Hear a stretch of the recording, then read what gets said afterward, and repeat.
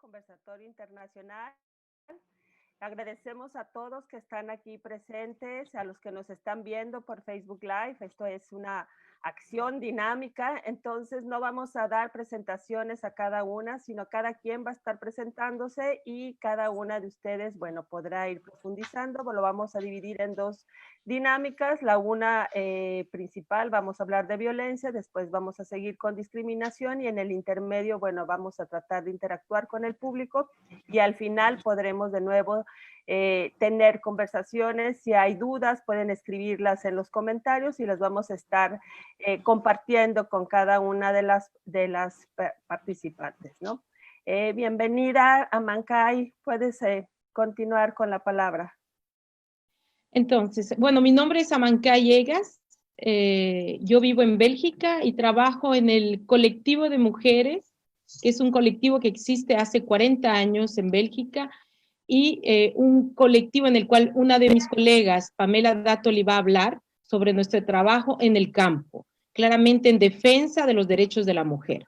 Dejaré a mi colega que explique un poco más y esta noche, les digo buenas noches a todas, buenas tardes a todas ustedes, mujeres magníficas que van a participar hoy en esta conferencia interactiva y sobre todo, gracias al público por seguirnos. Vamos a empezar hoy, yo seré la moderadora, vamos a empezar con nuestra compañera mexicana, Sandy Chorreño, que vive en Estados Unidos, es licenciada en Relaciones Internacionales y tiene una maestría en Derecho por la Universidad Iberoamericana y creadora y conductora, ella nos va a explicar más, tal vez un poquito más, de Efecto Violeta, un programa de radio sobre género, migración y derechos humanos que se transmite a través de Spanish Public Radio desde el UNAM Campus de Chicago.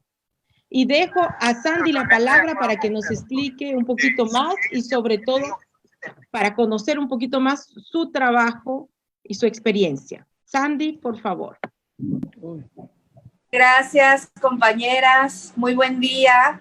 Pues mi nombre es Sandy Chorreño. Gracias por la invitación. Gracias a Tamara, gracias a Siempre por tejer estos lazos entre mujeres que estamos en distintas partes geográficas, pero que siempre estamos conectadas para ver de qué manera podemos estar juntas, podemos ayudarnos y podemos pues terminar con estas situaciones de violencia que vivimos las mujeres en el mundo.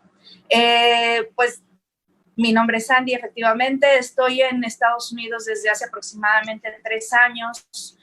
Como ustedes saben, pues las mujeres viven de violencia y en algunos de esos pues tuve que salir de mi país, pero bueno, estoy aquí de manera segura, estoy bien, estoy tranquila y a partir de ahí mi experiencia, digamos, en el campo de derechos humanos es en diferentes áreas de la administración pública federal y local en México.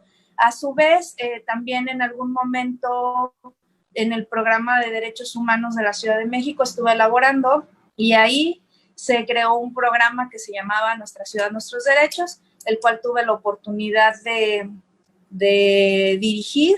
Después hice uno propio que se llamaba Nada Sin Nosotras, que también tenía un contexto de la defensa de las mujeres con discapacidad y posteriormente se creó este programa que es Efecto Violeta, en donde se trata migración, género y derechos humanos desde Chicago, donde trabajamos con las mujeres latinas. Entonces, ese, digamos que es ahorita lo que estoy haciendo.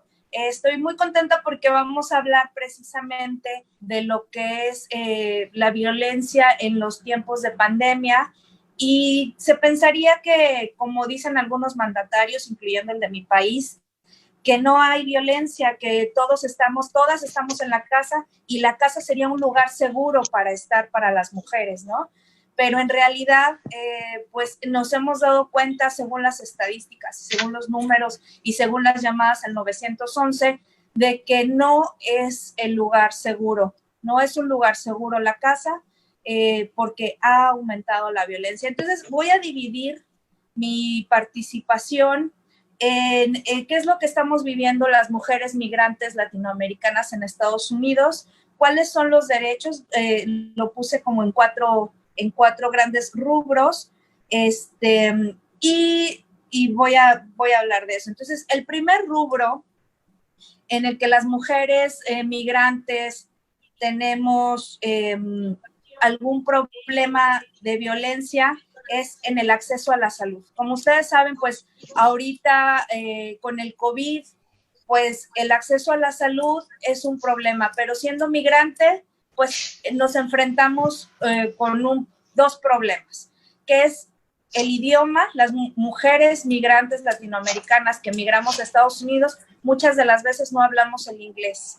Entonces, llegar a un lugar, a un centro de salud donde no puedes explicar que se te va el aire, que no puedes respirar con facilidad, que te están llorando los ojos o que tienes algún problema cardíaco, son muchas de las cosas que nos ha tocado tener. Y si no, del otro lado no hay un doctor o una doctora receptiva, una enfermera que pueda ayudarte, es muy difícil tener ese acceso. Muchas de las mujeres a veces no quieren ir porque les cuesta trabajo, les da pena, etcétera, etcétera. Entonces, ese es un problema. Y también en el acceso a la salud, pues la situación migratoria.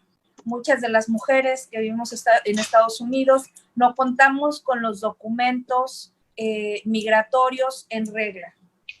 Tenemos una situación irregular y para nosotros es difícil o no queremos acceder a esos servicios de salud porque pensamos que la autoridad migratoria va a ir por nosotros y nos van a deportar. Y pues tenemos hijos, tenemos familias o mandamos dinero a nuestros países para que nuestras familias puedan subsistir. Entonces, también ese es un problema porque muchas de las mujeres no han querido ir a los servicios de salud porque su situación migratoria es irregular. Nosotros lo que hemos estado haciendo a partir de la plataforma de Efecto Violeta es informar. Nuestra plataforma no es una organización como tal porque no tenemos un espacio ni tenemos un presupuesto, pero lo que hacemos es informar, nos hablan por teléfono, algunas de las veces hemos ido a los centros de salud con ella, pero tampoco nos hemos querido poner en riesgo porque estar en contacto con las personas enfermas, pues también nos enferma a nosotras. Entonces, hemos estado haciendo algunos servicios de traducción remota y les hemos estado dando pues mucha ayuda de información de que la situación migratoria no debe de ser un impedimento para el acceso a la salud. Entonces, ese es nuestro primer problema. Otro de los problemas que hemos notado durante la pandemia del COVID es el acceso a la justicia.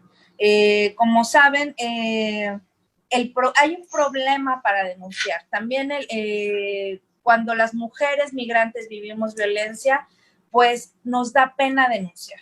Si nos da pena denunciar en nuestro país, imagínense haber salido de tu contexto, haber salido de tu zona, se pone más difícil el asunto. Como decía, pues el lenguaje es un problema. Cuando tú vas a una estación de policía a denunciar, la mayoría de las veces hay un trato hostil.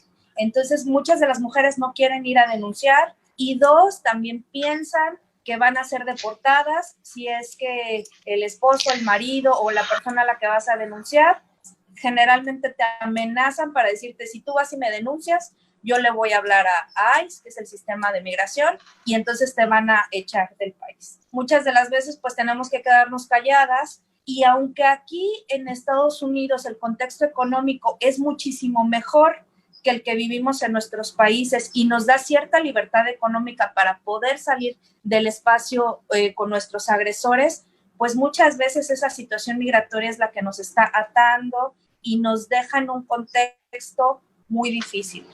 Les quiero comentar también que en esta situación hay pues mujeres que son violentadas, que son golpeadas, que son abusadas sexualmente y hemos tenido también últimamente muchos casos de feminicidios. Muchos casos no es como en México, que son 10 casos diarios, pero se han ido disparando. Tiene que ver obviamente con la impunidad, pero también tiene que ver y lo voy a decir así, con todas sus letras, porque así lo platicamos nosotras las mujeres latinoamericanas acá. La vida de las mujeres latinoamericanas y afroamericanas pareciera que no importa, ¿no? No es lo mismo que tú denuncies cuando una niña blanca o una mujer blanca desaparece porque se mueve todo un espacio, la gente, los medios de comunicación, y cuando una mujer latina o una mujer negra sufre un abuso o desaparece o algo pasa, pues generalmente tienes que estar hablando y hablando y hablando a la estación de policía para que vayan, y si van es como de, pues es que se fue, seguramente se fue a algún lado, se revictimiza a las personas. Entonces, nosotros sí hemos tenido que estar haciendo un trabajo muy fuerte con la autoridad judicial de concientización para que ellos pues también le tomen importancia a las vidas. Ustedes han visto últimamente este movimiento de Black Lives Matter, donde muchas de las personas dicen todas las vidas importan, ¿no? Entonces, sí hemos estado pidiendo que para las mujeres y las niñas latinoamericanas pues haya este tipo de sensibilización y no se nos ponga en un segundo término porque no somos personas que valgamos menos. Entonces, digamos, ya hablamos del acceso a la salud, el acceso a la justicia, y también hay algo importante, los derechos sexuales y reproductivos. Se pensaría que entra dentro del derecho a la salud, pero hemos hecho una distinción porque últimamente muchas mujeres, no se sabe si por la pandemia, porque obviamente pues nosotras no preguntamos, no se sabe si por la pandemia, si por situaciones económicas, si porque han perdido su trabajo o porque hay una conciencia mayor de que el planeta está cambiando y de que las cosas van a empeorar. Muchas mujeres han tomado la decisión de abortar. Se toma la decisión a tiempo, se toma la decisión en términos médicos, hablan con sus consejeros y se toma la decisión, pero cuando llegan al servicio de salud, al sistema de salud, se les niega. Y la excusa que ponen del lado de las autoridades de salud es, pues ahorita tenemos otras prioridades que no tienen que ver con el aborto, sino con que la gente esté viva, con que la gente no tenga COVID. Pero nosotros decimos, pues esa es una violencia más, porque debería de tener también las mujeres el derecho a decidir sobre su propio cuerpo. Y a veces este patriarcado, este machismo internalizado por parte de las autoridades de salud, pues hace que las mujeres no tengan el acceso a sus derechos reproductivos.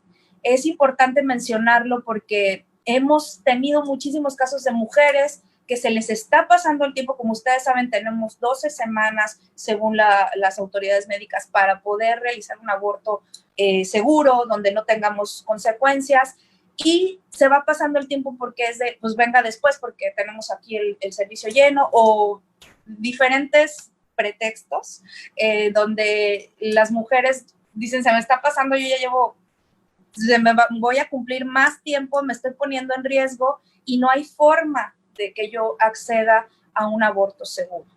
Y pues bueno, como saben, y ahorita mi amiga Elizabeth Juárez va a hablar de interseccionalidad, pero pues sí, cuando somos mujeres latinas con discapacidad y le va sumando a los niveles de discriminación, pues es peor, ¿no? Cada vez se va poniendo peor la curva donde sufres más violencia.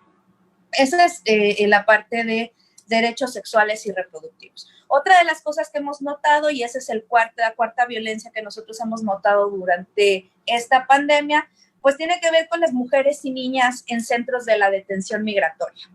¿Qué pasa? Cuando las mujeres cruzamos la frontera de manera irregular y se va a pedir algún asilo político, un refugio, o simplemente se van a arreglar los papeles, pero no los tienes en regla en ese momento, la autoridad migratoria te pone en un centro de detención. Un centro de detención son estos lugares donde mientras estás esperando tu proceso con un juez, estás ahí, digamos, detenido para que no entres al país hasta que la autoridad te dé la autorización. Entonces, en estos centros de detención, pues como ustedes han visto en las fotos, y es real, pues son unas jaulas. En estas jaulas hay muchas mujeres y niñas que están hacinados. Entonces, esta situación de hacinamiento en esta pandemia, pues lo único que hace es ponerte en una situación de riesgo, porque si alguien se infecta, pues tienes una alta posibilidad de infectarte también. También en esos lugares, pues no hay médicos, médicas especializadas en enfermedades respiratorias o en el COVID, y tardas muchísimo más en acceder a los servicios de salud, o de que vayas a un centro médico o de emergencia en el caso de que estés ya en una situación de urgencia. Y bueno, y en el caso de las niñas, pues también es un caso, es el mismo caso, pero les quiero contar que hace unos días tuvimos una nota que fue precisamente aquí en Chicago, donde más o menos fueron 15 niñas las que salieron positivas al COVID. Fueron las organizaciones las que se dieron cuenta, porque cuando se da precisamente esta situación donde la autoridad se da cuenta de que estas niñas están infectadas con el COVID, lo que hace la autoridad es soltarlas. Dice, a ver, háblale a tus familiares, vamos a conseguirte un lugar de acogida para que vengan por ti, y entonces ya las liberaron. Las liberaron sin ningún tipo de atención médica. Esto generó que muchas organizaciones le enviáramos una carta al gobernador, porque más allá de todas las violencias que estas niñas viven ahí, incluso se han documentado violencias sexuales, pues esta violencia de no tener lugares seguros o con acceso a la salud, pues las puso en un contexto donde podían morir, y soltarlas también de una manera que no era controlada, porque lo que querían era deshacerse del problema, pues fue gravísimo. Hubo medios que lo comentaron, las organizaciones estuvimos ahí presentes, enviamos cartas, preguntaban cuáles eran los nombres de las niñas, cuál era su situación, con quién las habían entregado. Después, mucho tiempo después, 3 semanas después casi, nos empezaron a dar ya los nombres, los documentos, las informaciones, no los nombres, pero sí las informaciones de que las niñas estaban en lugares seguros. Pero lo que quiero hacer notar es cómo esta situación a las mujeres migrantes nos ha puesto en el filo de la inseguridad, ¿no? De verdad es un problema que ha sido muy grave y me parece, desnudado todos estos problemas que el sistema migratorio nos ha puesto a las mujeres en Estados Unidos. Entonces, bueno, llevamos ya el acceso a la salud, el acceso a la justicia, los derechos sexuales y reproductivos, las mujeres y niñas en centros de detención migratoria. Y quisiera cerrar diciendo que en Chicago ha aumentado en 38% la violencia contra las mujeres latinas. De 10 llamadas que se reciben, 4 son de mujeres latinas, y ha aumentado estas llamadas al 911 que tienen que ver con golpes, que tienen que ver con violaciones y que tienen que ver con desapariciones.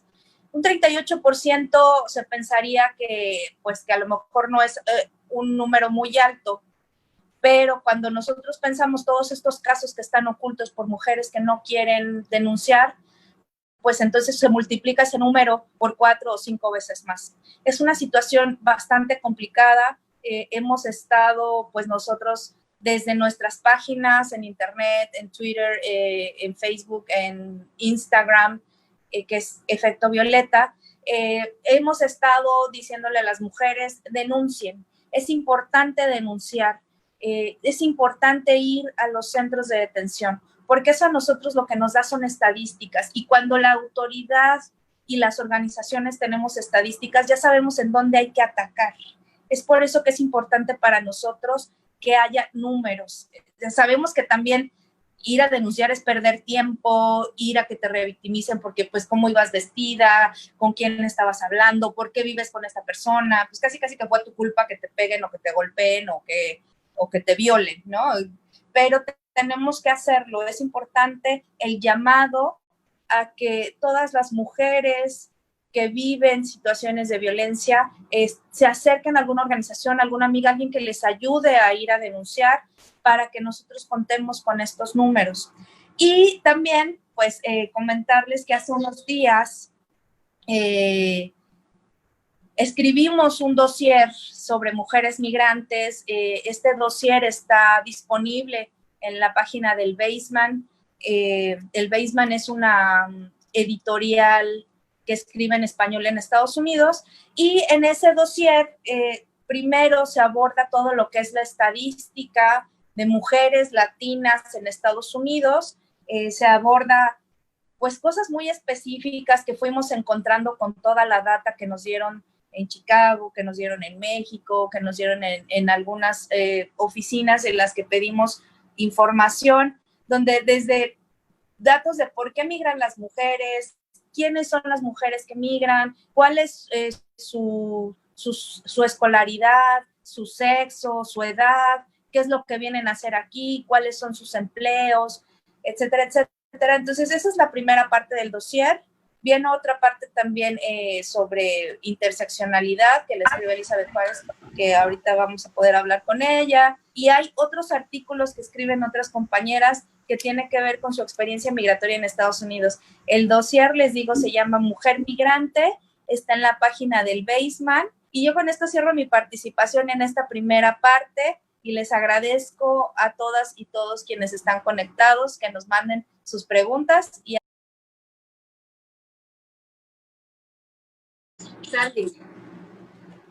muchas gracias a todas. Sí, yo voy igual que mi compañera de Argentina para decir que es necesario que las mujeres tenemos que estar integradas en estos espacios donde se crea la política pública, para que a partir de ahí, desde nuestra experiencia, desde nuestras propias vivencias de violencia, pues podamos aportar.